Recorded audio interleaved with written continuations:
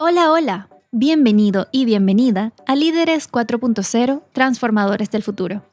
Yo soy Cristina Montesinos. Hoy tengo una invitada muy especial. Se llama Katherine Noel.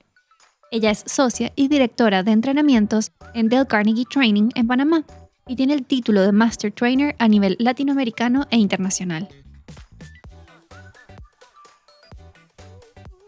En esta conversación, le pregunté a Katherine por su migración a Panamá, cómo llegó a manejar la franquicia de Dale Carnegie, qué hicieron durante la pandemia, y me sorprendió con un total caso de éxito.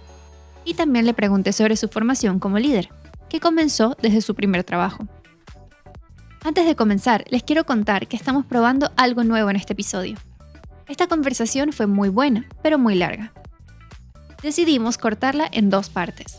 En esta primera nos enfocamos en la vida de Katherine, cómo empezó su viaje. En la segunda parte, que saldrá la semana que viene, hablamos sobre su viaje con Dale Carnegie, la respuesta a la pandemia y nos da recomendaciones para desarrollar nuestras habilidades directivas. Recomiendo que escuchen las dos partes completas. Bien, no quiero revelar más para que escuchen todo contado por ella misma. Vamos. ¿Quién es Katherine Noel? ¿Cuál es su historia y en qué está ahora? La historia de Katherine Noel. Bueno, la historia, básicamente soy comunicadora social de profesión. Estudié comunicación social sinceramente porque era divertido, porque mi hermana estudiaba publicidad y me parecía que era como cool y divertido las cosas que hacían. Tenía 17 años cuando elegí la profesión. O sea, que uno en ese momento realmente no sabe gran cosa, no sabe qué quiere estudiar. Después entré a trabajar en esa área, trabajé en algunas compañías en el ámbito de comunicación corporativa, para Burson Marsteller, para Suma Comunicaciones, y luego en ese caminar de repente apareció una oportunidad en el área de ventas y mercadeo, y me fui un poco por ahí, y luego apareció otra en una empresa que se llama Consorcio Promoting, también en Caracas, Venezuela, y ahí comencé en el área de mercadeo, pero resulta que como parte del desarrollo del personal en esa compañía, ellos, era un consorcio de empresas, y una de las empresas que ellos tenían era Dale Carnegie. Y Dale Carnegie, como instituto, pues trabajaba para diferentes empresas, etcétera, pero ellos lo tenían como mandatorio para parte de desarrollo de todo su personal. Y bueno, entré, yo era ejecutiva de cuentas en ese momento, y bueno, tienes que hacer este programa.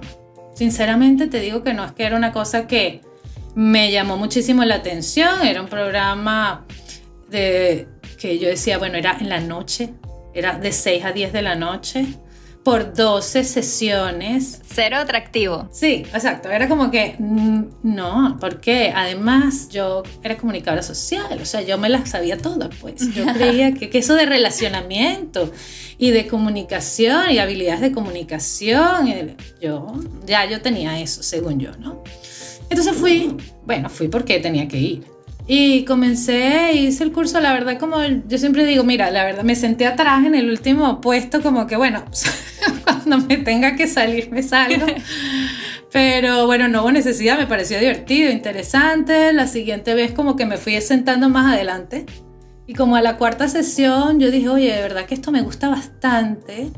Me enganché mucho con el programa y luego quise participar en otros que ya no eran mandatorios, pero que te daban la oportunidad de hacerlo. Y en ese proceso me di cuenta de que era algo que me llamaba la atención, hacer para mí, ya no como que tomar los programas, sino que veía la transformación en la gente que tenían estos programas. Y ahí, aunque yo estaba trabajando en paralelo, mi temas de mercadeo, de ventas, tenía un montón de clientes importantes, pero era una actividad súper estresante y que en realidad, a pesar de que estaba en una compañía que de verdad, mira, era fabulosa porque nos trataban súper bien, te daban muchísimas oportunidades de crecimiento, el trato era muy directo con el presidente de la compañía, con la gerente general, no era algo que me apasionaba hacer. y no era donde me sentía tan cómoda y tenía mucho estrés.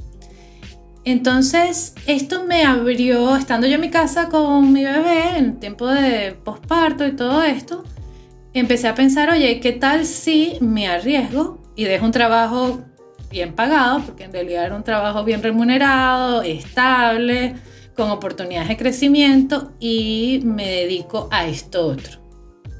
Que sacando cuentas, si lo manejo bien, puedo tener un ingreso. Bien, porque sí tenía, pero no es estable para nada, ¿no? O sea, un día puedo tener curso, como mañana no, me llaman a mí como llaman a otro trainer. Y bueno, claro que era una decisión con un bebé, ¿no? Pero era una decisión ahí complicada. Perdón, ¿y cuántos años tenías en ese momento? Tenía 29 años. Te voy a decir que en esas empresas aprendí muchísimo del trato, del liderazgo y de lo importante que era ese mantener el contacto directo con la gente, que tú pudieras hablar con tu jefe y decirle lo que pensabas y proponer ideas y reestructurar procesos inclusive, que después todo eso me sirvió muchísimo en lo que después terminaría siendo mi carrera hoy en día, ¿no? Esa confianza además que sentí que ellos tenían en mí, que me hacía sentir importante, y creo que eso justamente me envalentonó a decir, bueno, si yo puedo hacer esto, si la gente confía en mí, bueno, me voy a lanzar y lo voy a hacer, ¿no? Claro, es que estaba pensando el tema de la edad porque igual todo lo que tú estás comentando lleva una gran cuota de autoconocimiento, de saber de verdad identificar que a pesar de que todas las condiciones son espectaculares, no es lo que te llena. Y eso es algo que hemos estado hablando mucho y que vamos a seguir hablando en el podcast, porque parte de un buen líder es estar cómodo con sí mismo, conocerse, saber sus habilidades, sus áreas que tiene que desarrollar. Y ahora, claro, entiendo que todo viene de la carrera que ya tenías. Obviamente un elemento es tú contigo misma, pero me parece espectacular saber identificar todas estas cosas que luego van a definir tu carrera. Sí, exactamente, porque, bueno, mira, sinceramente yo soy de los que opina que la educación sigue siendo una de las pocas cosas que no ha sufrido cambios importantes porque no ha querido, básicamente. Es la que más debería haber tenido cambios y poco los ha tenido. Mis hijos estudian en colegios que tienen unas metodologías bastante modernas y diferentes, porque siempre lo he buscado así.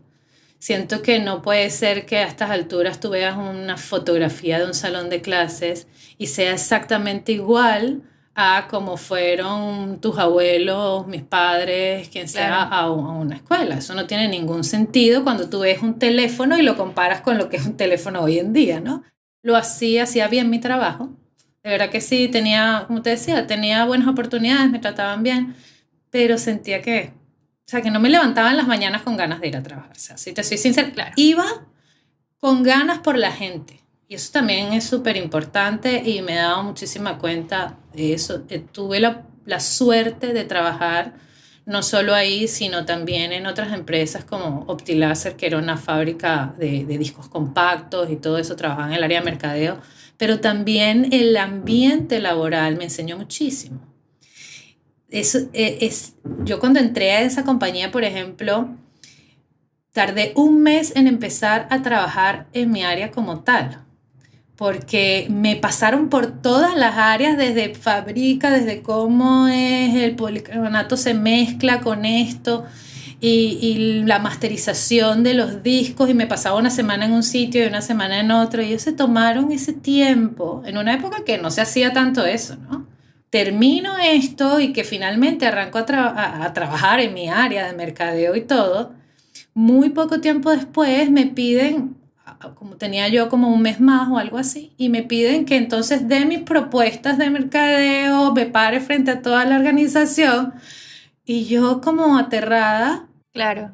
Siento que a partir de toda tu historia, lo que estoy viendo es así en resaltado, letras gigantes, la importancia de que las organizaciones den estos espacios. O sea, a ti no solamente te invitaron, te empujaron a hablar, a dar tus ideas en un momento en donde en otros lugares habría sido la pasante que nadie quiere escuchar, sino voy a sacar fotocopias, y te capacitaron. no solo aproveché todo el conocimiento de los programas y del desarrollo, pero también de eso, ¿no? Que te mencionaba, era como estos líderes que este presidente de compañía te abría la puerta de su oficina en el momento que tú quisieras, ¿no? Para dar opinión. Qué espectacular.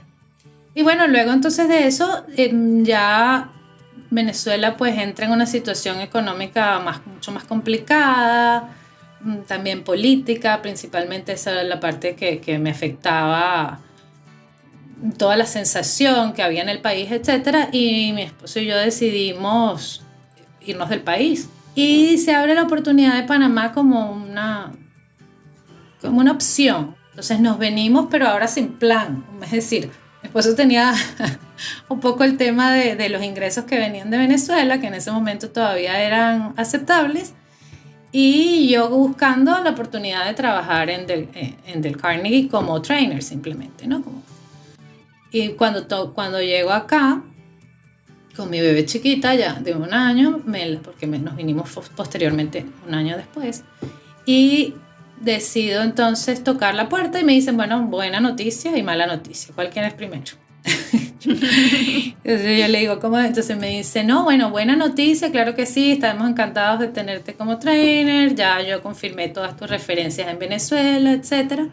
Y además iba a ser la única mujer en ese momento del equipo de trainers, pero resulta que su contrato en ese momento como sponsor en Venezuela, para la persona que lo manejaba en ese momento, terminaba en 1 año. Y él decidió no continuar por problemas de salud, etc. Él no quería continuar como empresario. Entonces yo llegué a mi casa como que, bueno, tengo trabajo y no. Exacto, que Dale Carnegie Panamá no iba a seguir funcionando. O iba a funcionar con otra persona que no sabíamos si me iba a contratar o no, ¿no? Y mi esposo, que tiene una visión bastante de negocios, más que yo, me dice, bueno, pues una noticia buenísima. Y yo como, ¿por qué buenísima? Bueno, ¿y cómo es eso? ¿Y cuál será la oportunidad? ¿Cuánto costará eso? ¿Y con quién hay que hablar? Y le digo, no tengo idea, no sé. Entonces, bueno, averíguate. Me puse a averiguar todo. Entonces presentamos un plan y efectivamente nos aprobaron y empezamos esa aventura. Esta fue la primera parte del episodio de Catherine Noel. Te invitamos a escuchar la segunda parte, que saldrá la semana que viene, donde nos enfocamos en Dale Carnegie, cómo hicieron cuando llegó la pandemia, qué viene en el futuro de la empresa. Y le pido a Catherine que nos dé un par de recomendaciones para todos los que nos escuchan. No se lo pierdan. Este podcast fue producido y editado por Mara Media.